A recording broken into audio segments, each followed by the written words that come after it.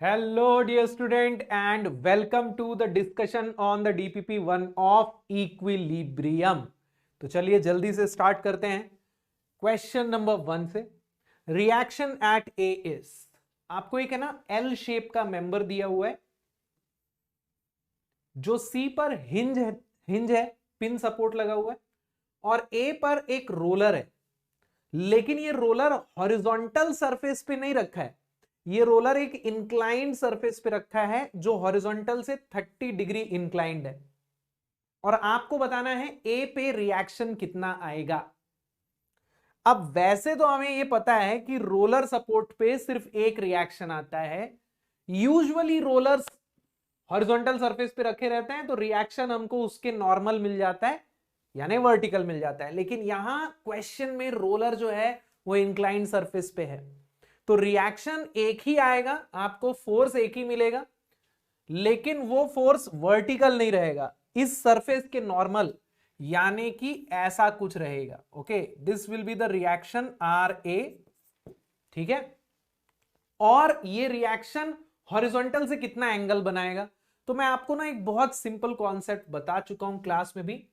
अगर ये surface horizontal से 30 डिग्री पे है, अगर ये सरफेस हॉरिजॉन्टल से 30 डिग्री पे है तो इस सरफेस का नॉर्मल हॉरिजॉन्टल से 60 डिग्री पे होगा, यानी 90 माइनस 30 पे होगा।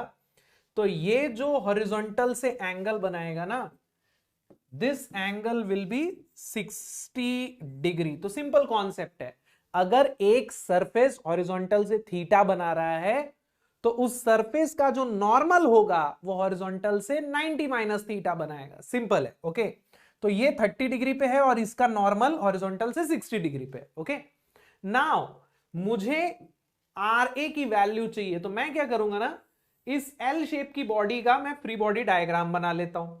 ठीक है, इस एल शेप की बॉडी का फ्री बॉडी डायग्राम बना लेते हैं। Sorry, so it will be something like this.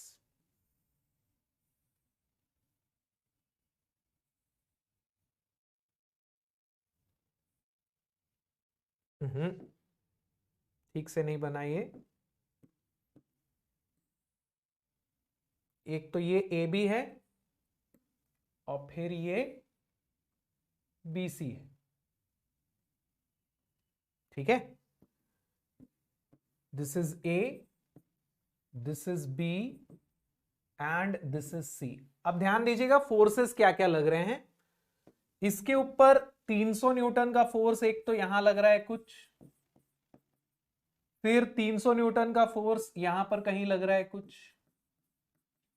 ठीक है, अब ए पॉइंट पे रोलर सपोर्ट की वजह से आपको यहां रिएक्शन देखने को मिल रहा है आर ए। ओके, इस आर ए को ना हम रिजॉल्व कर लेते हैं। ओके, तो इसका एक हॉरिजॉन्टल कंपोनेंट होगा और एक वर्टिकल कंपोनेंट होगा। This will be R A cos 60 and this will be RA sin 60।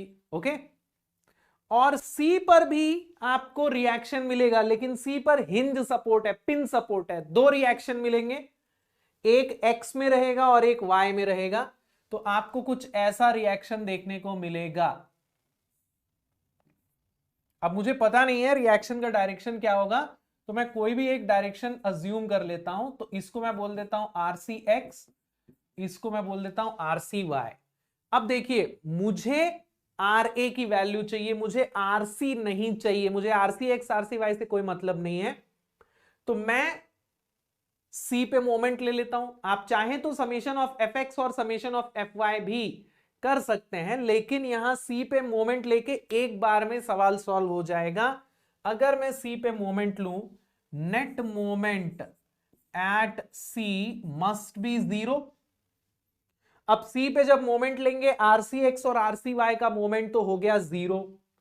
R A cos 60 और आर ए साइन 60 दोनों का मोमेंट मिलेगा।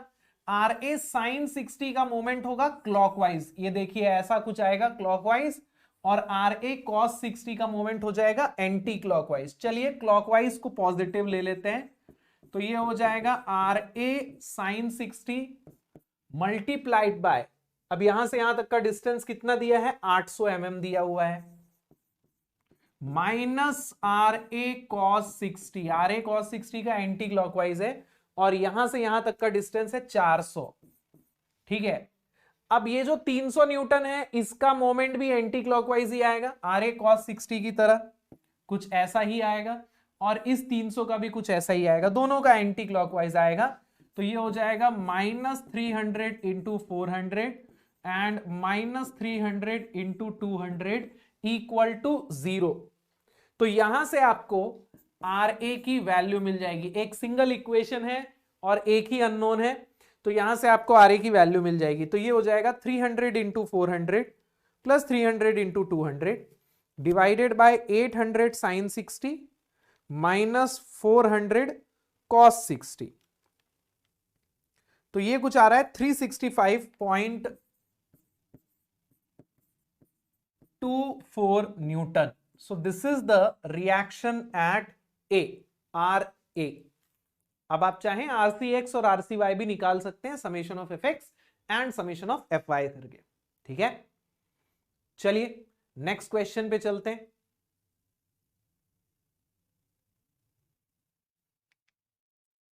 अब ये नेक्स्ट क्वेश्चन बहुत मजेदार है। A fixed crane has a mass of 1200 kg and it is used to lift a 2400 kg crate। सोचिए क्रेन खुद 1200 किलो का है और 2400 किलो का वजन उठा रहा है, ठीक है। It is held in place by a pin at A and a rocker at B। ये जो रॉकर है ये रोलर की तरह ही है, मतलब यहां पे भी एक सिंगल रिएक्शन आएगा। Centre of gravity of the crane is located at G। Assume small g is 10 meter per second square. Which one or more of the following statements is or are correct? MSQ question है बेटा, question में एक से ज्यादा possible answers हैं, okay. आपको पूछ रहा है horizontal and vertical reaction at A and reaction at B. चलिए इस सवाल को सॉल्व करते हैं। तो horizontal and vertical reaction at A, देखिए यहां ए पे हिंज सपोर्ट है, तो यहां आपको दो रिएक्शन देखने को मिलेंगे, एक हॉरिजॉन्टल रिएक्शन आएगा और एक वर्टिकल रिएक्शन आएगा। मुझे अभी हॉरिजॉन्टल रिएक्शन का डायरेक्शन पता नहीं है, तो मैं ना ए और बी पे कुछ भी डायरेक्शन ले लेता हूं। तो यहां ए पे आपको कुछ ऐसा डायरेक्शन मिलेगा, मैं कुछ भी अज्यूम कर रहा हूं, ये आर ए एक्स हो गया, ये आर ए वाई हो गया। आप चाहें तो आप आर ए एक्स ऐसा ले लें, आपकी मर्जी है। अब बी पे आपको एक सिंगल रिएक्शन मिलेगा क्योंकि ये रोलर सपोर्ट की तरह है, तो यहां आपको मिलेगा कुछ ऐसा आर बी। इसका डायरेक्शन भी मुझे नहीं पता है, मैं कुछ भी डायरेक्शन अज्यूम कर रहा हूं। आप चाहे तो लेफ्ट साइड ले ले, चाहे तो राइट साइड ले ले, आपकी मर्जी है ना। बस आपको इतना ध्यान रखना है कि ये रोलर जो है इस सरफेस पे रखा है, तो इस सरफेस के नॉर्मल रिएक्शन आना चाहिए, ठीक है। चलिए अब मेरे पास तीन अननोन है और मेरे पास तीन इक्वेशन है, summation of fx equals to 0, summation of fy equals to 0 and summation of m equals to 0। तो सबसे पहले हम a पर मोमेंट लेके rb कैलकुलेट कर लेते हैं, ठीक है। a पे मोमेंट लेंगे rb आ जाएगा। So net moment at a equal to 0। अब ध्यान दीजिएगा ये जो क्रेन है इसका वेट भी यहां लग रहा है जी पर, ठीक है। और इसका वेट कितना हो जाएगा, देखिए ये क्रेन जो है इसका मास 1200 किलो है, ओके, और जी की वैल्यू 10 है, तो ये 12,000 न्यूटन हो जाएगा क्या, 1200 केजी इंटू 10 यानी कि 12,000 न्यूटन। तो इसको मैं 12 किलो न्यूटन ले सकता हूं, 12,000 न्यूटन मतलब 12 किलो न्यूटन, और ये 2400 किलो का वेट भी यहां लग रहा है, तो यहां पे टेंशन भी डेवलप हो रहा होगा ना इस केबल में। 2400 किलो यानी कि 2400 इंटू 10, 24,000 न्यूटन या 24 किलो न्यूटन। तो एक ये फोर्स और एक ये फोर्स भी लग रहा है, केबल का फोर्स और ये फोर्स, ठीक है। अब आपको ए पे मोमेंट लेना है, तो जब आप ए पे मोमेंट लेंगे आरबी का मोमेंट एंटी क्लॉकवाइज आएगा कुछ इस तरीके से। तो आरबी मल्टीप्लाइड बाय 1.5, ये एंटी क्लॉकवाइज मोमेंट है।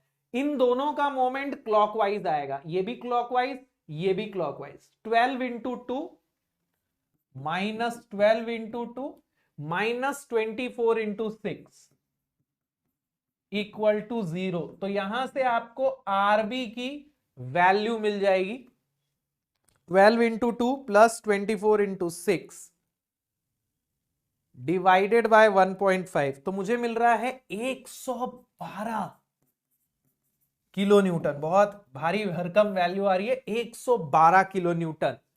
तो आरबी 112 किलो न्यूटन है मेरे भाई। ये सत्य है, ये असत्य है। Reaction at B 34 kilo newton नहीं होगा। This is not true, this is true. Okay, अब आपको horizontal and vertical reaction at A भी निकालना है, तो वो अब आराम से आप निकाल लेंगे समेशन ऑफ एफ एक्स और समेशन ऑफ एफ वाई से।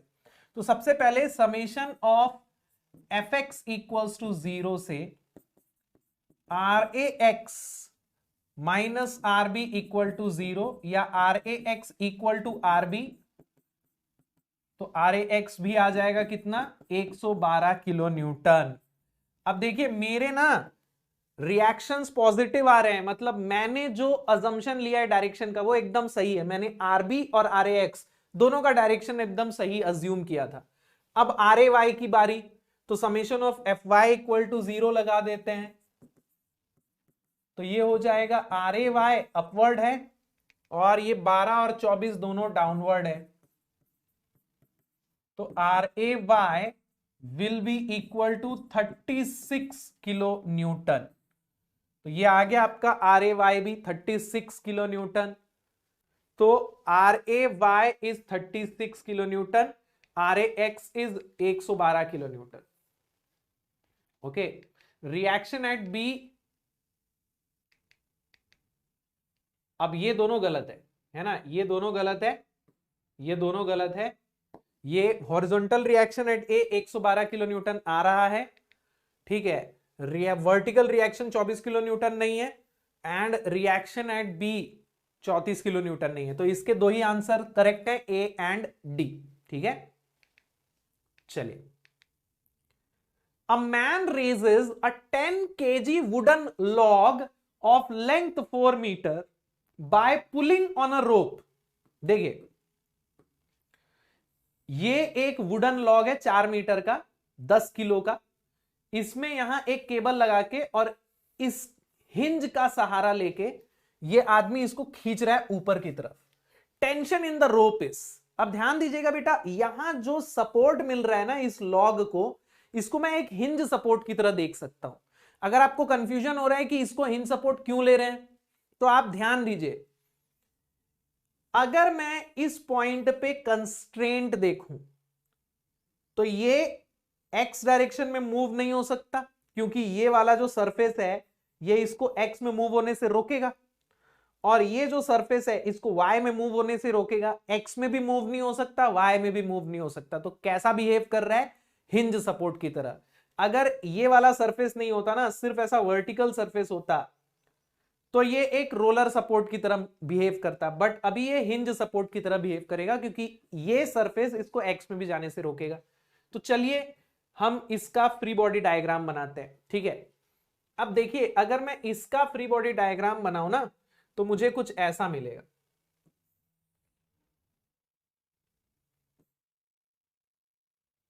मुझे कुछ ऐसा मिलेगा, ध्यान दीजिएगा, ये आपका ए है, ये बी है। ओके, सबसे पहले इसका वेट, जो कि ना भूल जाते हैं बहुत बार, तो वेट है 10 kg और जी की वैल्यू है 10, तो वेट हो गया 100 न्यूटन, जो कि लगेगा एकदम सेंटर पॉइंट पे, ठीक है। इसको मैं सेंटर घोषित कर देता हूं। दूसरा, ए पे हिंज की तरह सब ये बिहेव कर रहा है, तो ए पे रिएक्शन आएंगे 2, मुझे डायरेक्शन नहीं पता, अभी मैं कुछ भी अज्यूम कर लेता हूं, R A x R A y. तीसरा, बी पे केबल लगी हुई है जिसको आदमी खींच रहा है, तो इस केबल पे कुछ टेंशन डेवलप होगा ना, इस टेंशन को मैं बोल देता हूं टी, ठीक है ना। इस केबल पे कुछ टेंशन डेवलप होगा जिसको हम बोल देते हैं टी। हमें इस टी की वैल्यू निकालनी है, तो हम सीधे सीधे ए पे मोमेंट ले लेंगे, क्योंकि आर ए एक्स और आर ए वाई हमें नहीं चाहिए, हमें सिर्फ टी चाहिए। लेकिन मोमेंट लेते टाइम टी को रिजॉल्व करना पड़ेगा, वेरिग्नॉन्स थ्योरम से मोमेंट लेंगे। तो बेटा यहां टी को सबसे पहले रिजॉल्व करने से पहले हमें इसका एंगल चाहिए रहेगा। तो देखिए यहां पे अगर मैं एक ऐसी हॉरिजॉन्टल लाइन खींचूं तो देखिए ये जो एंगल है ना ये 45 डिग्री है, दिख रहा है आपको? ये एंगल 45 है तो ये भी 45 होगा ना, ये हॉरिजॉन्टल से 45 बना रहा है और ये एंगल 25 है। तो क्या मैं ये बोल सकता हूं that this angle is 20 degree? ये टोटल 45 है और ये 25 है, तो दिस विल बी 45 माइनस 25 यानी कि 20 डिग्री। तो T जो है वो हॉरिजॉन्टल से 20 डिग्री बना रहा है। तो अब हम इसको रिजॉल्व कर सकते हैं दो कंपोनेंट में कुछ इस तरीके से, ठीक है? तो ये हो जाएगा T sin 20 और ये हो जाएगा T cos 20।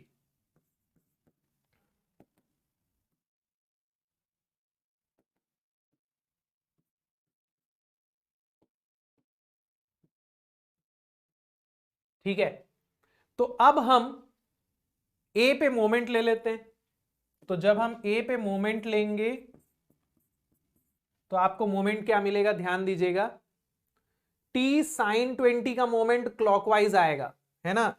T sin 20 का मोमेंट क्लॉकवाइज आएगा, T cos 20 का एंटी क्लॉकवाइज आएगा, 100 का भी क्लॉकवाइज आएगा। तो क्लॉकवाइज मोमेंट्स को मैं पॉजिटिव ले लेता हूं, एंटी क्लॉकवाइज को मैं नेगेटिव ले लेता हूं। Okay, so net moment eight A must be 0। तो ये हो जाएगा T sin 20 मल्टीप्लाइड बाय ये डिस्टेंस कितना हो जाएगा, 4 cos 45 हो जाएगा ना।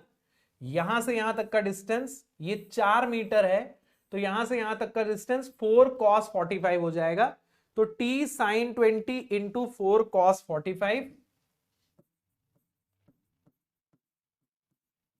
माइनस, देखिए इसका मोमेंट एंटी क्लॉकवाइज होगा तो ये हो जाएगा T cos 20 इंटू, अब यहां से लेके ये डिस्टेंस जो होगा इसका परपेंडिकुलर डिस्टेंस ये वाला डिस्टेंस होगा, दिस विल बी 4 sin 45। ठीक है, 100 न्यूटन का मोमेंट भी T sin 20 की डायरेक्शन में ही होगा, तो ये हो जाएगा प्लस 100 इंटू, अब देखिए T sin 20 का जो डिस्टेंस है वो ये है, T sin 20 ऐसा लग रहा था, उसका डिस्टेंस ये है, 100 सेंटर पे लग रहा है, तो उसका डिस्टेंस आधा होगा क्या, इस डिस्टेंस का आधा, ये डिस्टेंस है 4 cos 45, तो ये डिस्टेंस जो है 100 न्यूटन का यहां से यहां तक, क्योंकि ये सेंटर पे लग रहा है, तो 2 sin 45, 2 cos 45 हो जाएगा इक्वल टू 0। अब इस पूरी इक्वेशन में एक ही अननोन है T, cos 45 sin 45 सारे जो है वो इक्वल होते हैं तो कैंसल हो जाएंगे। देखो cos 45 sin 45 cos 45 सब इक्वल है तो कैंसल हो जाएगा। तो आपको यहां पे क्या मिल जाएगा, 100 into 2 divided by 4 sin 20 minus 4 cos 20।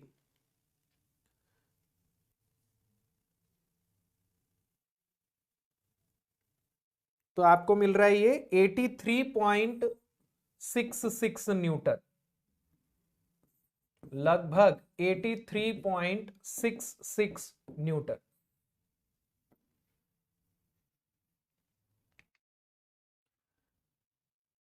MSQ question है, 2 crates each of mass 350 kg are placed as shown in figure। मैं आपको थोड़ा फिगर देखने के लिए जगह दे देता हूं। Are placed as shown in bed of a 1400 kg pickup truck. ठीक है, एक पिकअप ट्रक है जिसमें 2 क्रेट रखे हुए 350 kg के, जी की वैल्यू 10 है। If the system is in equilibrium which one or more of the following statement is or are correct. मतलब अभी गाड़ी चल नहीं रही है, अभी ये रुकी हुई है, सिस्टम इक्विलिब्रियम में है। Reaction on each of the front wheel and reaction on each of the rear wheel, यही पूछा है। 2 ऑप्शन फ्रंट व्हील के हैं, 2 रियर व्हील के हैं, मतलब इन दोनों में से कोई एक सही हो सकता है, इन दोनों में से कोई एक सही हो सकता है। चलिए देखते हैं आपको क्या आंसर मिलेगा।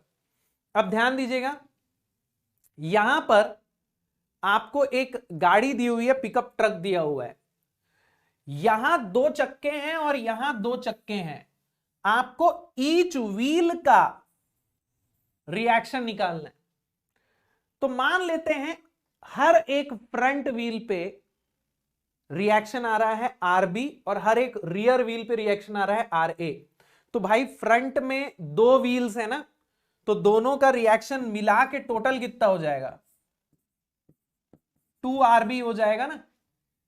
ये गलती बहुत लोग करेंगे कि यहां पर एक सिंगल रिएक्शन लेंगे और जो आंसर आएगा वही लिख देंगे। या तो आप सिर्फ आरबी लिख रहे हो तो जो भी आरबी मिलेगा ना उसका आधा करके लिखना आंसर। यहां मैंने मान लिया है कि हर एक व्हील पे रिएक्शन आरबी है, तो मेरा टोटल रिएक्शन 2 आरबी है। अगर आपने दोनों का मिला के आरबी लिया तो हर एक व्हील का रिएक्शन हो जाएगा आरबी बाई 2, और यहां हर एक रियर व्हील का रिएक्शन होगा आर ए, तो ये हो जाएगा 2 आर ए। ठीक है, चलिए अब देखिए यहां पर इसका पिकअप ट्रक का वेट कितना दिया हुआ है। पिकअप ट्रक जो है उसका वेट है 1400 केजी, तो ये 14,000 न्यूटन हो जाएगा क्या, या 14 किलो न्यूटन हो जाएगा क्या, यस हो जाएगा। और क्रेट का वेट है 350 केजी, तो 350 इंटू 10 3500 न्यूटन या 3.5 किलो न्यूटन। और एक क्रेट यहां रखी है, एक क्रेट यहां रखी है। ठीक है, अब हमें आर ए और आरबी की वैल्यू चाहिए बेटा। अब हमें आर ए और आरबी की वैल्यू चाहिए, तो कैसे कैलकुलेट करेंगे ध्यान दीजिएगा। सबसे पहले हम आर ए निकाल लेते हैं, बी पे मोमेंट लेके, बी पे मोमेंट ले लेते हैं, आर ए निकल जाएगा। चलिए, तो net moment at B equal to 0। अब देखिए जो आर ए है उसका मोमेंट आएगा क्लॉकवाइज और बाकी सबका मोमेंट आएगा एंटी क्लॉकवाइज। ठीक है, तो 2 आर ए इंटू बी से लेके आर ए तक का डिस्टेंस कितना हो जाएगा, 1.8 प्लस 1.2 3 मीटर होता है ना, तो ये हो जाएगा 2 आर ए इंटू 3 माइनस। अब देखिए इन तीनों का मोमेंट एंटी क्लॉकवाइज है। सबसे पहले इस 14 किलो न्यूटन का बी से डिस्टेंस कितना है, 1.2 मीटर है ना, तो ये हो जाएगा -14 इंटू 1.2। देन ये वाला जो 3.5 किलो न्यूटन है -3.5 इंटू, अब देखिए यहां से लेके आपको फ्रंट व्हील तक मतलब बी तक का डिस्टेंस चाहिए। ठीक है, यहां से लेके ये फ्रंट तक का टोटल डिस्टेंस 2.8 है और फ्रंट से व्हील तक का डिस्टेंस 0.75 है। तो यहां से लेके यहां तक का डिस्टेंस कितना होगा, ये वाला जो डिस्टेंस होगा ये कितना होगा, ये हो जाएगा 2.8 माइनस 0.75, 2.8 माइनस 0.75 यानी कि 2.05 मीटर होगा, है ना, 2.05 मीटर होगा। 3.5 किलो न्यूटन की क्रेट से लेके बी तक का डिस्टेंस 2.8 माइनस ये डिस्टेंस यानी कि 2.05, तो 3.5 इंटू 2.05। देन इस क्रेट का वेट भी 3.5 किलो न्यूटन है। यहां से इस क्रेट तक का डिस्टेंस 1.7 है और इस क्रेट से यहां तक का 2.05 है, तो 1.7 प्लस 2.05 कितना हो जाएगा, 3.75। तो ये हो जाएगा 3.75 इक्वल टू 0। देखो यहां से लेके बी तक का टोटल डिस्टेंस चाहिए ना, तो यहां से इस क्रेट तक का 1.7 है और इस क्रेट से व्हील तक का 2.05 है, तो 1.7 प्लस 2 3.7 प्लस 0.05 3.75। चलिए, तो यहां से आर ए की वैल्यू आ जाएगी which is the reaction on each front wheel, हर एक फ्रंट व्हील का। तो 14 into 1.2 plus 3.5 into 2.05 plus 3.5 into 3.75 divided by 6, तो मेरा आ रहा है 6.18 किलो न्यूटन। तो हर एक व्हील पे 6.18 किलो न्यूटन आ रहा है, हर एक फ्रंट व्हील पे 6.18 किलो न्यूटन। ओके, तो यहां एक भी आंसर मेरा मैच नहीं कर रहा है। फ्रंट व्हील का 6.18 किलो न्यूटन है, यहां रियर व्हील का 6.18 दिया हुआ है। ठीक है, चलिए नेक्स्ट। आपको फ्रंट व्हील का भी चाहिए ना। अब फ्रंट व्हील का निकालने के लिए क्या करोगे, summation of F y equal to 0 कर दोगे। तो जब हम summation of F y equal to 0 करेंगे तो आपको क्या मिलेगा, 2RA प्लस 2RB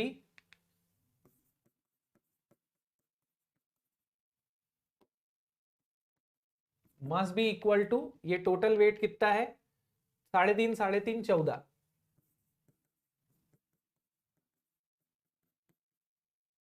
तो यहां से आपको आर ए की वैल्यू मिल जाएगी। अच्छा, मैंने रियर व्हील ही निकाला है ना, sorry, R A rear wheel ही है। ओके, तो ये आंसर करेक्ट है, सो सॉरी, मेरा भी ध्यान पता नहीं कहाँ है। तो reaction on each rear wheel is 6.18, rear wheel का 6.18 आ रहा है। अब फ्रंट व्हील का यानी कि आरबी का हमको चाहिए। तो 6.18 हमको मिल चुका है, आरबी चाहिए, तो ये हो जाएगा 7 + 14 21 - 2 × 6.18, तो ये आ रहा है 8.64 किलो न्यूटन। तो हर एक फ्रंट व्हील का 8.64 किलो न्यूटन है। यस, हर एक फ्रंट व्हील का 8.64 किलो न्यूटन है। तो A and D are the correct answer. Front wheel यानी कि बी पे 8.64 आ रहा है, रियर व्हील यानी ए पे 6.18 किलो न्यूटन आ रहा है, एकदम करेक्ट आ रहा है। चलिए आगे बढ़ते हैं। A 6 metre long uniform uniform beam AB of weight 20 Newton is hinged at A and supported at B by a vertical cord passing over a frictionless pulley at C. Determine the force P so that AB remains in equilibrium. अब देखिए यहां पे आपको एक beam दी हुई है जो यहां पर हिंज है और यहां पे एक रोप से बंधा हुआ है जो एक फ्रिक्शनलेस पुली के ऊपर से जा रहा है। ओके, आपको बोल रहा है कि फोर्स पी की वैल्यू कितनी हो ताकि ए बी इक्विलिब्रियम में रहे। बहुत ज्यादा हो जाएगा अगर पी, तो ये बीम जो है उठने लगेगा ना, ये नीचे गिरने लगेगा, ये उठने लगेगा।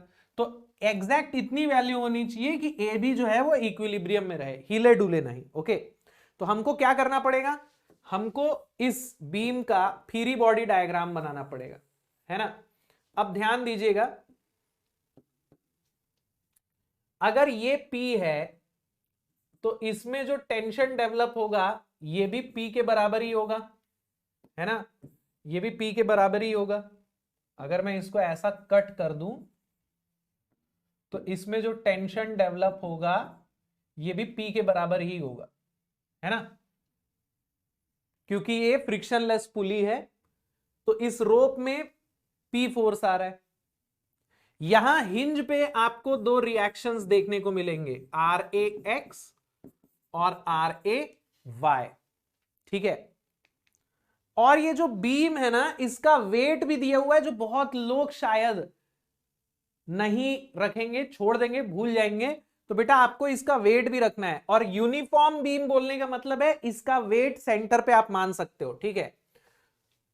तो यहां सेंटर पे कहीं वेट आएगा कितना, 20 न्यूटन। ओके, अब मुझे P की वैल्यू निकालनी है, RAX RAY नहीं चाहिए, तो शांति से A पे मोमेंट ले लीजिए, बस बीम को देखिए, बाकी सब भूल जाइए, बस इसको देखिए, इस बीम में क्या क्या फोर्सेस लग रहे हैं, ठीक है। तो ये P लग रहा है, ये 10 Newton 10 Newton 20 Newton, RAX RAY। मैं A पे मोमेंट ले लेता हूं, RAX RAY का मोमेंट तो हो गया बेटा 0, P का मोमेंट आएगा एंटी क्लॉकवाइज, इस P का मोमेंट आएगा anti clockwise, P into 2 2 4 2 6 minus इस 10 न्यूटन का मोमेंट आएगा क्लॉकवाइज 10 × 4 माइनस इस 20 न्यूटन का मोमेंट भी आएगा क्लॉकवाइज 20 इंटू ये डिस्टेंस होगा 3 मीटर ना, ये पूरी बीम 6 मीटर की है तो सेंटर से यहां तक का डिस्टेंस होगा 3 metre, minus 10 into 2 equal to 0। तो यहां से आपको P की वैल्यू मिल जाएगी, कितनी मिल रही है 10 into 4 plus 20 into 3 plus 10 into 2 divided by 6, तो ये आ रहा है 20 न्यूटन। तो अगर P 20 न्यूटन है तो बीम इक्विलिब्रियम में रहेगी, हिलेगी डुलेगी नहीं। अगर 20 न्यूटन से कम रहेगा तो ये नीचे गिर जाएगा, 20 न्यूटन से ज्यादा रहेगा तो ऊपर आ जाएगा, है ना। चलिए MSQ क्वेश्चन है अगेन, अ मेंबर एबीसी, मैं थोड़ा हट जाता हूं, a member ABC of negligible weight is supported by a pin and bracket at B and by an inextensible cord attached at A and C passing over a frictionless pulley at D. For the loading shown and neglecting the size of pulley, which one or more of the following statements are correct? Tension in the cord is 75 Newton. Tension in the cord is 300 Newton. Horizontal reaction at the pin at B is 300 Newton. Horizontal reaction at the pin at B is 225 Newton. तो आपको tension in the cord निकालना है और horizontal reaction at B निकालना है, ठीक है। तो चलिए निकाल लेते हैं।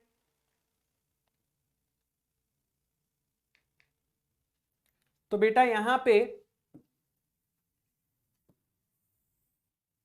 आपको एक कॉर्ड दी हुई है ना, इसको कट करो पहले तो जब आप इसको कट करोगे फ्रिक्शनलेस पुली है ये, तो यहां जो टेंशन आएगा यहां पे भी उतना ही आएगा, ठीक है। तो ये यहां पे कॉर्ड से सपोर्टेड था, कॉर्ड मैंने अलग कर दी तो टेंशन टी आ गया, और बी पे कुछ रिएक्शन भी आएगा, हिंज सपोर्ट है, मुझे डायरेक्शन पता नहीं है, मैं अभी कुछ डायरेक्शन अज्यूम कर लेता हूं। ये हो गया आरबी एक्स, ये हो गया आरबी वाई, ठीक है। अब देखिए मुझे सबसे पहले तो टेंशन निकालना है, तो मैं बी पे मोमेंट ले लेता हूं। तो जब मैं बी पे मोमेंट लूंगा, इस टेंशन का मोमेंट क्लॉकवाइज आएगा, इसका एंटी क्लॉकवाइज आएगा, तो इसका कितना होगा T इंटू 160 माइनस इसका एंटी क्लॉकवाइज आएगा T इंटू 120, देन इसका भी एंटी क्लॉकवाइज आएगा -75 इंटू 160 इक्वल टू 0। तो यहां T की वैल्यू कितनी आ जाएगी 75 इंटू 160 डिवाइडेड बाय 40, तो ये आ रहा है 300 न्यूटन, ठीक है। This is 300 newton, okay. अभी T की वैल्यू तो आ गई 300 न्यूटन, हॉरिजॉन्टल और वर्टिकल रिएक्शन कितने आएंगे आरबी एक्स और आरबी वाई, तो summation of F x equal to 0 से आरबी एक्स जो होगा वो T के बराबर ही होगा, 300 न्यूटन आ जाएगा, और summation of F y equal to 0 से आरबी वाई की वैल्यू कितनी हो जाएगी बेटा, ये हो जाएगा आपका 75 माइनस टी -225 न्यूटन। अभी नेगेटिव वैल्यू आपको बता रही है कि आपने आरबी वाई जो है वो गलत ले लिया है, आरबी वाई डाउनवर्ड होना चाहिए, ओके। तो बेटा यहां आपको आंसर कौन कौन से करेक्ट मिल रहे हैं, tension in the cord is 300 newton, yes tension in the cord is 300 newton, horizontal reaction at B is 300 newton, yes horizontal reaction at B is 300 newton. बाकी ये गलत है, वर्टिकल रिएक्शन 225 होगा, हॉरिजॉन्टल नहीं होगा, तो कई लोग गलती से ये वाला मार सकते हैं, ठीक है, कंफ्यूजन क्रिएट हो सकता है, और ये वाला भी गलत है, तो ए एंड डी गलत है, बी एंड सी करेक्ट है। चलिए अब ये मजेदार सवाल है, in the frictionless pulley system shown in figure each pulley weighs 20 newton, the weight W in Newton that can be lifted by the system under the condition shown is। तो आपको यहां पे ना ये जो पुली सिस्टम दिया है इसमें आपको ये पूछ रहा है कि इस W की वैल्यू क्या होगी। और आपको जो पुली दी है वो फ्रिक्शनलेस तो है लेकिन वेटलेस नहीं है, हर पुली का वेट 20 न्यूटन है। अब ध्यान देना, सबसे पहले ना मैं इस पुली का फ्री बॉडी डायग्राम बनाता हूं, इस वाली पुली का फ्री बॉडी डायग्राम बनाता हूं।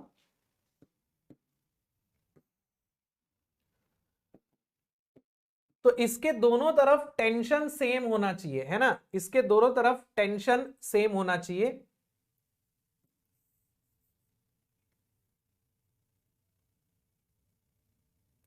तो अगर ये 50 न्यूटन है तो ये भी 50 न्यूटन होगा, है ना, ये भी 50 न्यूटन होगा। ठीक है, अब इस पे कितना टेंशन आएगा, इसका वेट भी दिया है बेटा 20 न्यूटन। तो अगर summation of F y equal to 0 होना चाहिए तो 50 50 100 और ये 120 न्यूटन होना चाहिए क्या, तभी तो समेशन ऑफ एफ वाई 0 होगा ना। ये पुली जो है इक्विलिब्रियम में रहेगी तो 50 50 20 100 और ये 20, ये 120 न्यूटन होगा। तो यहां का टेंशन आ गया क्या, 120 न्यूटन आ गया जी। अब ध्यान दो, अगर ये 120 है तो ये भी 120 न्यूटन होगा क्या। देखो मैं कैसे कट कर रहा हूं इसको, ये ऐसा कट मारा, ये ऐसा कट मारा, ये ऐसा कट मारा। तो देखो यहां 50 था तो यहां तो 50 हुआ, लेकिन यहां 120 है तो यहां भी 120 होगा। तो W की वैल्यू कितनी हो जाएगी, 50 प्लस 120 हो जाएगी ना। सो W विल बी 170 न्यूटन। ये जो W है ये नीचे लगेगा, इस पे 50 ऐसा लग रहा है, 120 ऐसा लग रहा है, तो W विल बी 50 प्लस 120 यानी कि 170 न्यूटन। तो देखो यहाँ ट्रिक क्या है मालूम है, कई लोग क्या करेंगे, इसको 50 लेंगे, इसको 50 लेंगे, फिर इसको 100 कर देंगे, तो 100 प्लस 50, कई लोग बोलते हैं 150 इज द आंसर, लेकिन वो इस पुली का वेट भूल जाते हैं। पुली का वेट 20 न्यूटन है, तो 50 50 100 और ये 20 120 न्यूटन होगा। इस केबल में टेंशन 120 होगा, तो इधर टेंशन 50 है और इधर 120 है, तो 120 और 50 170 newton is the correct answer to this question. चलिए, two smooth cylinders each of weight 300 newton and radius 152 mm are connected at their centers by a string AB of length 406 mm and rests upon a horizontal plane supporting a third cylinder of weight 600 Newton and radius 152 mm. Tension in the string is, ध्यान दीजिए question में क्या बोल रहा है कि दो identical cylinder हैं, 300 न्यूटन वेट है और 152 mm रेडियस है, और ये दोनों ना एक स्ट्रिंग से कनेक्टेड है, ठीक है, जिसकी लेंथ 406 mm है, और इन दोनों के ऊपर एक तीसरा सिलेंडर है जिसका वेट 600 न्यूटन है और रेडियस 152 mm है। आपको इस स्ट्रिंग का टेंशन फाइंड आउट करना है, ठीक है। अब देखिए स्ट्रिंग का टेंशन फाइंड आउट करने के लिए मुझे या तो ये सिलेंडर या तो ये सिलेंडर, दोनों में से कोई एक सिलेंडर जो है आइसोलेट करके बनाना पड़ेगा। मान लीजिए मैं ये वाला सिलेंडर लेता हूं, दोनों में से किसी का भी बनाओ सेम ही बनेगा। मान लीजिए मैं इसका बनाता हूं, ठीक है। अब इसके फ्री बॉडी डायग्राम में आपको यहां से एक रिएक्शन मिलेगा, आपको यहां से एक टेंशन मिलेगा, आपको यहां से भी एक रिएक्शन मिलेगा, तीन अननोन हो जाएंगे, जिसको कैलकुलेट करने के लिए आपके पास इक्विलिब्रियम इक्वेशन जो है वो दो ही है, समेशन ऑफ एफ एक्स और समेशन ऑफ एफ वाई, ठीक है। आप नहीं निकाल पाओगे, मोमेंट आप ले नहीं पाओगे आप, क्योंकि किसी भी एक पॉइंट पे मोमेंट लोगे ना सब जीरो हो जाना है। एक सेकेंड, ले सकते हैं क्या, टेंशन इन द स्ट्रिंग निकालना है ना। यस, मोमेंट आप लेना भी चाहोगे ना, ले नहीं पाओगे, इसमें तीन अननोन है, ठीक है। तो आप पहले क्या करो, इस सिलेंडर को कंसीडर करो और यहां का रिएक्शन निकाल लो। पहले इस सिलेंडर को कंसिडर करो और यहां का रिएक्शन निकालो, या फिर इसको और आसानी से बनाया जा सकता है। कैसे बनाया जा सकता है?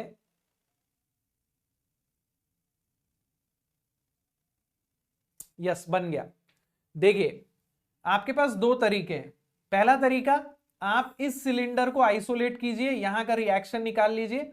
आपको एक बार वो रिएक्शन मिल गया तो आप फिर इस सिलेंडर को कंसिडर कीजिए और टेंशन निकाल लीजिए। एक तो ये तरीका है। दूसरा तरीका क्या है ना, आप इन तीनों को एक साथ कंसिडर कीजिए। जब आप तीनों को एक साथ कंसिडर करेंगे ना, तो आपको यहां का रिएक्शन मिल जाएगा। एक बार यहां का रिएक्शन मिल गया, फिर आप इसको सॉल्व करके यहां का टेंशन निकाल सकते हैं। तो सबसे पहले हम इन तीनों को एक साथ कंसिडर कर लेते हैं।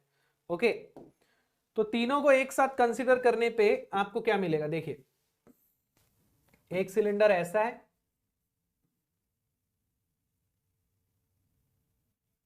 एक ऐसा है,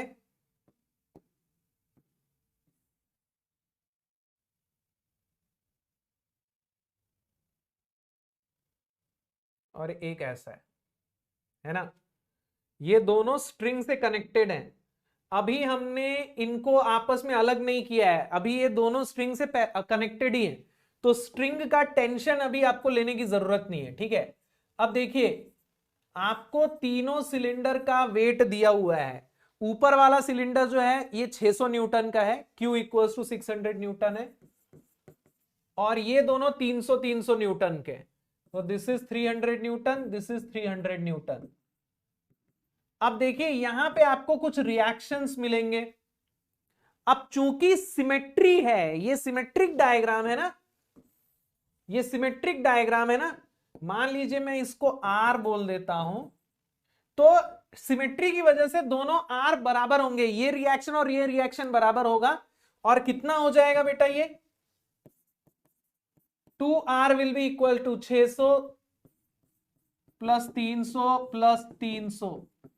तो R की वैल्यू कितनी हो जाएगी? 600 प्लस 600, 1200 बाई 2, 600 न्यूटन। समझ रहे हो कि ये दोनों इक्वल क्यों हुए? क्योंकि सिमेट्री है, तो ये दोनों रिएक्शन बराबर ही होंगे। आप चाहें तो आप इसको सॉल्व करके देख सकते हैं, आपको सेम ही मिलेगा।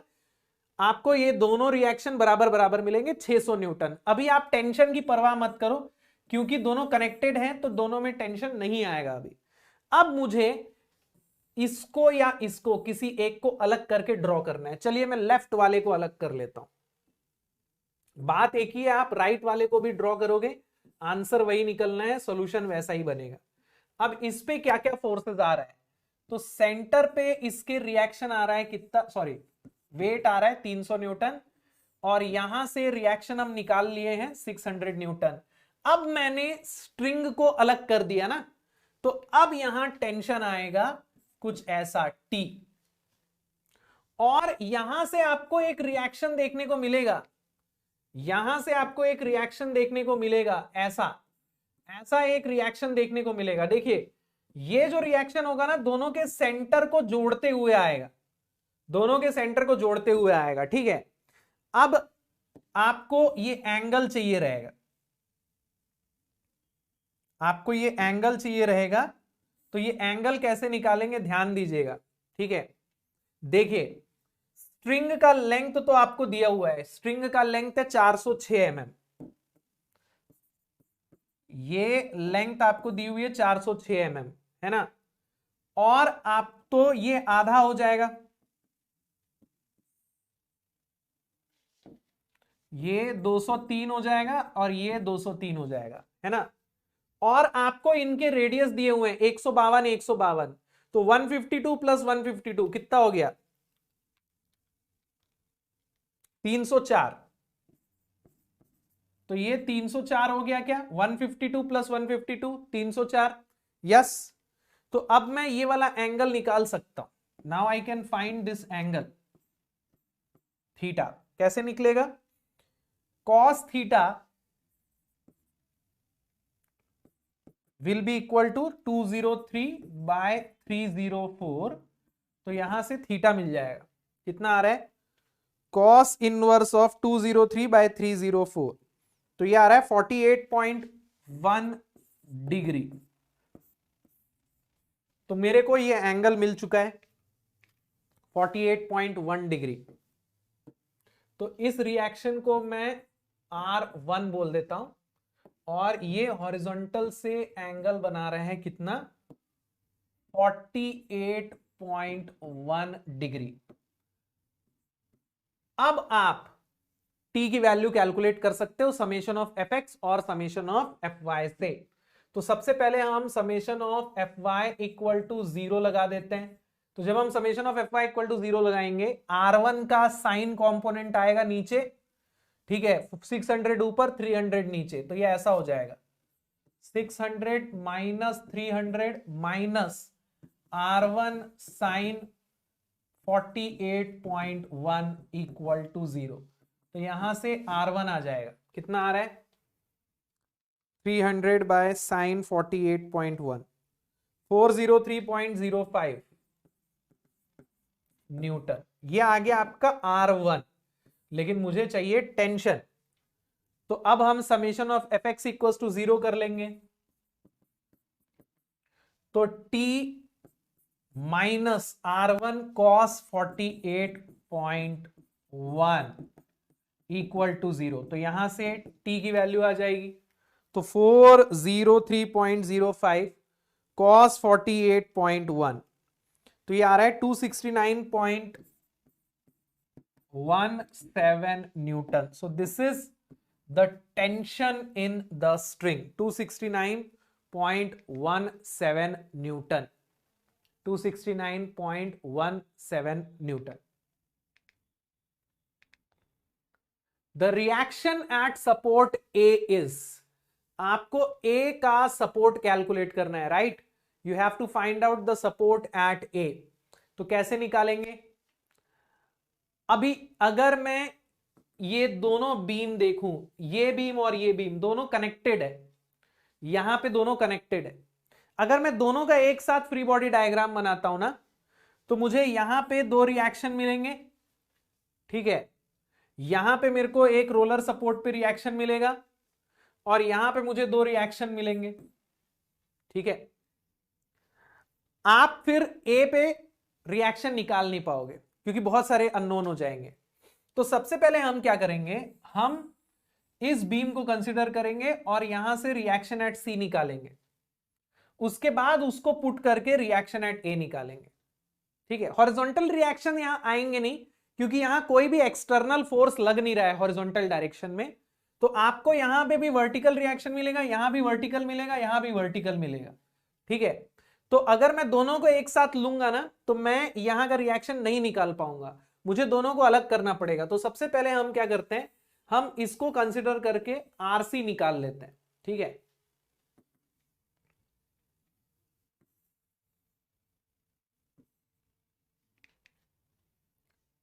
तो 60 किलो न्यूटन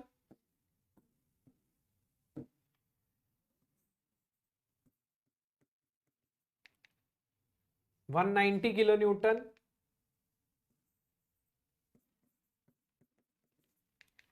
और ये रोलर सपोर्ट है, एक रिएक्शन आएगा RC,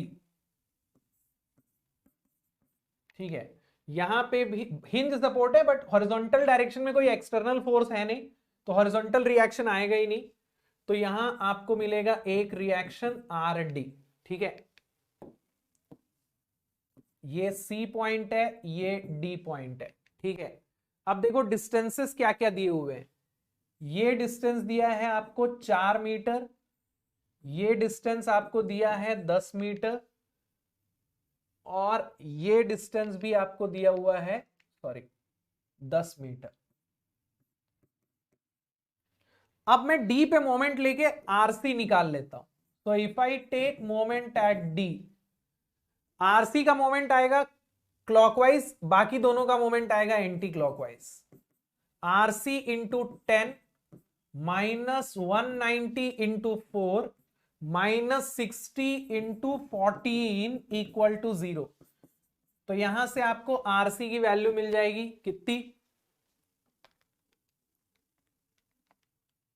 160 kilo newton. So this is RC. Now once we get RC, अब मैं इसका फ्री बॉडी डायग्राम बना देता हूं, ये नीचे वाली बीम का, और वहां से मैं आर ए निकाल लूंगा।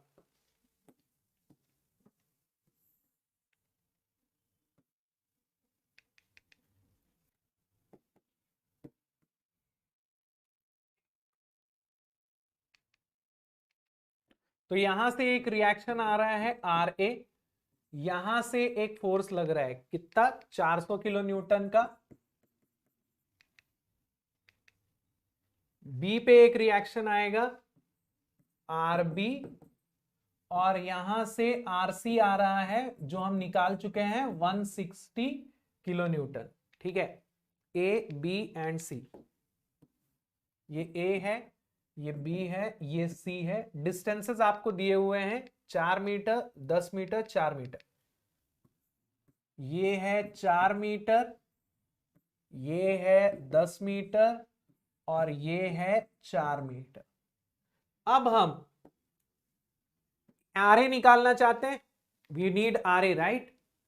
तो हम बी पे मोमेंट ले लेंगे। So if I take moment at B, R A का मोमेंट आएगा क्लॉकवाइज, तो ये हो जाएगा R A into 10।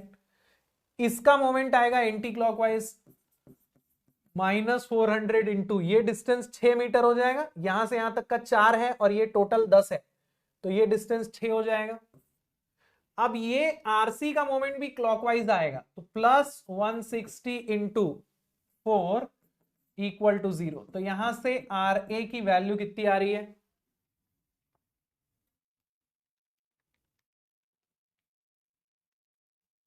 176 kilo newton. So this is the answer, 176 kilo Newton. A weight of 1000 Newton resting over a smooth surface inclined at 30 degree with the horizontal is supported by a weight P। देखो, इसको गिरने से बचाने के लिए एक unknown wait यहां रख दिए हैं P।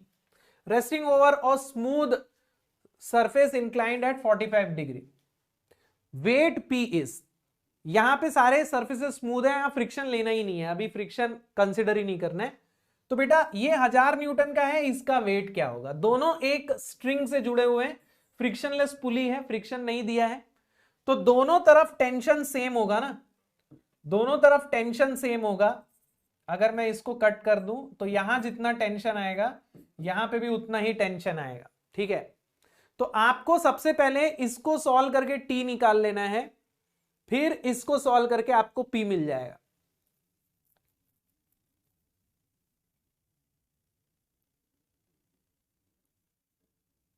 तो 1000 न्यूटन के ब्लॉक को सबसे पहले कंसिडर कर लेते हैं। अब जब भी आपको इस तरीके का कोई प्रॉब्लम दिया हो ना, जहां इंक्लाइंड सरफेस हो, तो सबसे पहला काम आपको क्या करना है, आपको फोर्सेस को इंक्लाइंड सरफेस के पैरेलल और परपेंडिकुलर ले लेना है। आपको ना हॉरिजॉन्टल और वर्टिकल नहीं लेना है, आपको इसके पैरेलल और परपेंडिकुलर लेना है। तो इसका जो वेट है ना 1000 न्यूटन का, उसको रिजॉल्व कर लो। वैसे तो इसका वेट ऐसा है 1000 न्यूटन, इसका वेट P है, लेकिन ना इसको रिजॉल्व कर लेना।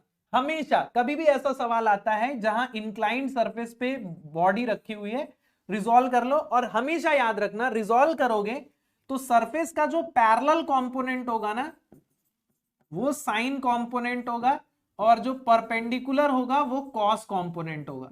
अब आप चाहें तो यहां से समझ सकते हैं कि देखो ये एंगल अगर 30 है और ये 90 है, तो ये 60 होगा, है ना। तो cos 60 यानी कि sin 30, तो 1000 sin 30, है ना। लेकिन आपको हर बार ये सब करने की जरूरत नहीं, आप रट्टा मार लो, क्योंकि फ्रिक्शन में भी आगे बहुत बार आपको ऐसा देखने को मिलेगा ही कि ब्लॉक जो है वो एक इंक्लाइंड सरफेस पे है, तो पैरेलल वाला कंपोनेंट साइन होता है और नॉर्मल वाला कॉस होता है। ठीक है, तो ये याद ही कर लेना है आपको। तो ये हो जाएगा आपका 1000 sin 30, और ये हो जाएगा आपका 1000 cos 30, और यहां से एक नॉर्मल आएगा n। फ्रिक्शन तो है नहीं यहां पे, तो यहां से आपको समझ में आ रहा होगा T will be equal to 1000 sin 30, यानी T will be equal to 500 newton, है ना, 500 न्यूटन। इसको मैं R बोल देता हूं यार, R1 बोल देता हूं, रिएक्शन 1, है ना। तो भाई अगर ये इक्विलिब्रियम में है तो R1 1000 cos 30 होगा और T 1000 sin 30 होगा। अपने को R1 से मतलब नहीं है, अब अपने को P निकालना है, ठीक है। तो अब मैं वापस से उस ब्लॉक का फ्री बॉडी डायग्राम बना लेता हूं, P वाले ब्लॉक का। इस बार ये 45 डिग्री पे है दोस्त, ठीक है। तो ये T है जो हम निकाल चुके हैं ऑलरेडी, 500 न्यूटन। इसके वेट को भी रिजॉल्व करेंगे, ये आ जाएगा P cos 45, सॉरी sin 45, और ये हो जाएगा P cos 45, और यहां से कुछ रिएक्शन हो जाएगा R2। R2 अपने को चाहिए नहीं, अपने को P sin 40, P की वैल्यू चाहिए। तो P sin 45 will be equal to 500 newton. तो यहां से P की वैल्यू आ जाएगी बेटा 500 बाय sin 45, तो ये आ जाएगा 707.1 न्यूटन। तो इतना वेट चाहिए 1000 न्यूटन को इक्विलिब्रियम में रखने के लिए। 1000 न्यूटन को इक्विलिब्रियम में रखना है तो ये जो P है इट शुड बी 707.1 न्यूटन। चलिए, MSQ क्वेश्चन है, जबरदस्त क्वेश्चन है। Two identical rollers each of weight 1000 newton are supported by inclined plane and vertical wall. Assuming smooth surfaces, which one or more of the following statements are correct? Reaction on the roller at B is 866 Newton. Reaction on the roller at C is 866 Newton. Reaction between the rollers is 500 Newton. And reaction on the wall at A is 1154.7 Newton. जबरदस्त सवाल है, मजा आएगा सवाल बनाने में आपको। देखिए, आपको यहां रिएक्शन निकालना है, यहां रिएक्शन निकालना है, इन दोनों के बीच में रिएक्शन निकालना है और यहां रिएक्शन निकालना है, ठीक है। सबसे पहले हम क्या करेंगे, हम इसको कंसिडर करते हैं और यहां का रिएक्शन आसानी से हम निकाल लेते हैं, ठीक है। अब देखिए, आप जब इस फ्री बॉडी डायग्राम को देखिएगा ना, आपको यहां पे एक रिएक्शन मिलेगा, यहां पे एक रिएक्शन मिलेगा, ये दोनों इस सरफेस के परपेंडिकुलर आएंगे। इनका एंगल आपको कितना मिलेगा, ये एंगल आपको कितना मिलेगा, ये एंगल आपको कितना मिलेगा, ध्यान दीजिए। मैं बार बार आपको बताता हूं, सरफेस अगर हॉरिजॉन्टल से थीटा बना रहा है तो सरफेस का नॉर्मल हॉरिजॉन्टल से कितना बनाएगा, 90 माइनस थीटा। मतलब कि ये एंगल हो जाएगा आपका 60 और 60। तो यहां पे जो दो रिएक्शन आपको मिलेंगे वो हॉरिजॉन्टल से 60 60 बनाएंगे। अब इन दोनों के बीच में जो रिएक्शन आएगा ना, वो इन दोनों के सेंटर को जोड़ते हुए आएगा, है ना। इन दोनों के बीच में जो रिएक्शन आएगा वो इन दोनों के सेंटर को जोड़ते हुए आएगा। और अगर मैं ये लाइन देखूंगा तो बेटा वो इसके पैरेलल होगा ना, वो इसके पैरेलल होगा, ये वाली लाइन जो है वो इसके पैरेलल होगी, ये याद रखना। तो अब मैं इस वाले रोलर का फ्री बॉडी डायग्राम बनाने जा रहा हूं। देखिए, ए हो गया, बी हो गया, सी हो गया, इस पॉइंट को मैं डी घोषित कर देता हूं, इस पॉइंट को मैं डी घोषित कर देता हूं, ठीक है। तो यहां पे एक पॉइंट है बी और यहां पे एक पॉइंट है डी। अब देखिए इस पे फोर्स क्या क्या लगेगा। सबसे पहले तो इसका वेट होगा 1000 न्यूटन का, वो ऐसा लग रहा होगा। यहां से एक रिएक्शन जाएगा आरबी और यहां से एक रिएक्शन जाएगा आरडी। यहां से इसको रिएक्शन मिलेगा सरफेस से और यहां से इसको रिएक्शन मिलेगा दूसरे वाले रोलर से। अब एंगल हमें पता है दोस्त, ये वाला एंगल होगा 60 डिग्री और ये वाला एंगल होगा 30 डिग्री। क्यों 30 डिग्री भैया, ये वाला जो रिएक्शन है ये इस सरफेस के पैरेलल जा रहा है, तो ये सरफेस 30 बना रहा है, तो ये रिएक्शन भी हॉरिजॉन्टल से 30 ही बनाएगा। अब मेरे भाई इस रोलर पे और कोई फोर्स लग रहा है क्या, यहां का रिएक्शन और इसका वेट नहीं लग रहा। 3 फोर्स हैं। लामीज थ्योरम लगा लें क्या, लगा लेते हैं दोस्त फटाफट से। तो ये हो गया आपका 1000 न्यूटन, ये जाएगा आपका आर बी और ये जाएगा आपका आर डी। ओके, एंगल्स आपको सारे पता होने चाहिए और कोई एक फोर्स पता होना चाहिए। तो ये हो गया 30 डिग्री, ये हो गया 60 डिग्री, ये 90, ये 90 और इन दोनों के बीच का एंगल भी 90 ही होगा, देख लीजिए। अब मुझे आरबी और आरडी दोनों चाहिए, तो RB divided by sine of, इन दोनों के बीच का एंगल कितना हो गया 1000 और आरडी का 120 equal to 1000 divided by sine of, इन दोनों के बीच का एंगल तो हो गया 90 equals to R D divided by sine of, इन दोनों के बीच का एंगल हो गया 150। तो यहां से आर भी मिल गया और आर डी भी मिल गया। कितना मिल गया जल्दी से निकाल लेते हैं। तो आर बी हो जाएगा 1000 साइन 120, ये आ रहा है 866 न्यूटन, और आर डी हो जाएगा 1000 साइन 150, ये आ रहा है 500 न्यूटन। तो हमारा आर बी और आर डी दोनों निकल गया है। चलिए ऑप्शन देख लेते हैं सही है क्या। तो रिएक्शन एट बी 866 न्यूटन सही है, रिएक्शन एट डी 500 न्यूटन, ये 866 न्यूटन सही है, दोनों रोलर के बीच में 500 न्यूटन आ रहा है, ये भी सही है। अब आपको क्या बोल रहा है, ए और सी पे रिएक्शन निकालना है।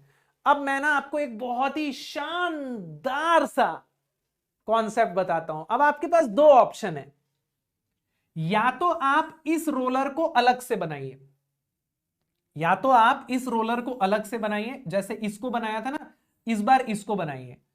आपको चार फोर्सेस मिलेंगे, इसका वेट, यहां का रिएक्शन, यहां का रिएक्शन, यहां का रिएक्शन, चार फोर्सेस मिलेंगे, थोड़ा सा कॉम्प्लेक्स होगा। या फिर आप दोनों को साथ में लेके बनाइए। अब आप बोलोगे कि सर एक को बनाने में कॉम्प्लेक्स हो रहा था, दोनों को बनाने में कॉम्प्लेक्स कैसे नहीं होगा? तो वो कैसे नहीं होगा वो तो बनाने के बाद आपको पता चलेगा, क्योंकि ये बहुत ही शानदार कॉन्सेप्ट है। और इस शानदार कॉन्सेप्ट से अगर आप सवाल बनाइएगा तो बहुत आसानी से बन जाएगा। अब ध्यान दीजिए पॉइंट्स कौन कौन से हैं। ये है ए, ये था बी, ये था सी, ये हो गया डी। अब देखिए दोनों को साथ में बना रहे हैं तो डी पे रिएक्शन नहीं लगाएंगे, दोनों के बीच का रिएक्शन नहीं आएगा। दोनों का वेट लेना पड़ेगा 1000 न्यूटन, 1000 न्यूटन। यहां से एक रिएक्शन आ रहा है आर ए, यहां से और यहां से दो रिएक्शन आएगा। जो यहां का रिएक्शन हम निकाल चुके हैं, आर बी जो है 866 न्यूटन, आरसी नहीं पता है हमको। अब कई बच्चे क्या करेंगे मालूम है, ये दोनों बराबर कर देंगे। बेटा सिमेट्री नहीं है यहां पे, ये दोनों बराबर नहीं होगा। अब आप बोलोगे सर यहां तो जरूरत से ज्यादा फोर्सेस हो गए, यहां जरूरत से ज्यादा फोर्सेस हो गए। वहां 4 में आप बोल रहे थे कॉम्प्लेक्स, यहां तो 5 हो गए। लेकिन बेटा मजे की बात पता है, इन 5 में ना आर ए का एक डायरेक्शन है, इन दोनों का एक डायरेक्शन है, इन दोनों का एक डायरेक्शन है, मतलब आपको फोर्सेस तीन ही डायरेक्शन में मिल रहे हैं। तो यहां भी हम लोग लामीज लगा सकते हैं। अब आप बोलोगे कैसे लगाएंगे, ध्यान देना। आर ए लग रहा है हॉरिजॉन्टल, ये 1000 और 1000 लग रहा है वर्टिकल, तो ये 1000 और 1000 2000 न्यूटन हो गया, क्या हो गया ना। और ये दोनों भी सेम डायरेक्शन में लग रहा है ना, दोनों 60-60 डिग्री एंगल पे हैं। 866 प्लस आरसी हो गया क्या, यस हो गया ना। अब बस अब आपको बड़ी आसानी से सारी वैल्यूज मिल जाएंगी। ये अपना 60 डिग्री है तो ये हो गया 120 डिग्री, ये 90, ये 90। अब यहां लामीज थ्योरम लगा दो। अगर आप सोच रहे हो ना कि कैसे लग रहा है, बेटा पॉसिबल है। लामीज थ्योरम लगाने के लिए एक बॉडी इक्विलिब्रियम में होनी चाहिए और उस बॉडी पे जितने भी फोर्सेस लग रहे हैं वो सब तीन डायरेक्शन में होने चाहिए। भले 5 फोर्स लगे 10 फोर्स लगे, लेकिन तीन ही डायरेक्शन में होने चाहिए। तो तीन ही डायरेक्शन में फोर्स है ना, हॉरिजॉन्टल है, वर्टिकल है और 60 डिग्री पे। नंबर ऑफ फोर्सेस कितने भी हो सकते हैं, ठीक है। अब यहां पे ध्यान दीजिएगा, आर ए और आरसी निकालना है, तो R A divided by sine of, इन दोनों के बीच का एंगल कितना हो गया बेटा 150 equals to 2000 divided by sine of 120 equals to RC plus 866 divided by sine of 90। अब शानदार तरीके से सवाल बनेगा, देखिए यहां से आपको आर ए मिल जाएगा 2000 साइन 150